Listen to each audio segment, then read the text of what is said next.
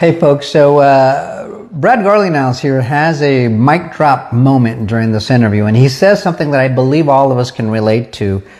He says pretty much that banks haven't treated their customers well. They've done an awful job. Now, he's a lot more colorful in this little snippet. It's only 14 seconds, but you got to hear it because it's true.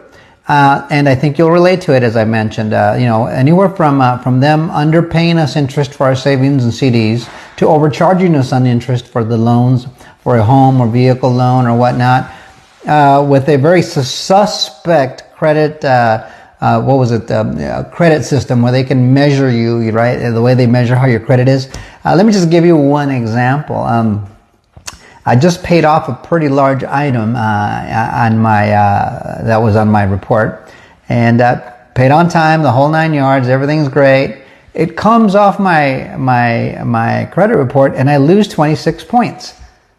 I have more money, less liabilities, and somehow I'm a poor credit risk, and my number is pretty high to begin with. But how do you bring it down 26 points after you've met your obligation? I just don't buy that, and it's just ridiculous.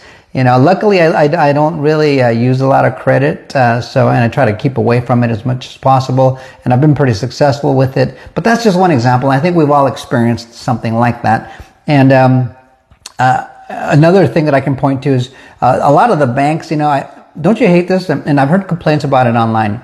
People complaining about the fact that, let's say you want to pull out 15 grand, you have a few bucks in the bank, 15, 20, $30,000. You want to pull it out, do something with it. You go to the counter and you write a check to yourself or, whatever it is that you need to do to get the money out. And they sit there and they ask you, what do you need it for? I find that incredibly offensive and upsetting. More upsetting than anything. It's my money. Just hand it over, man.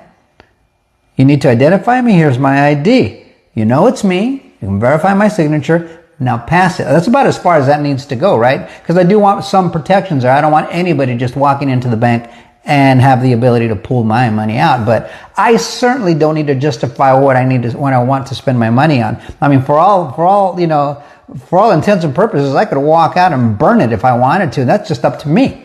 I can do with it as I please.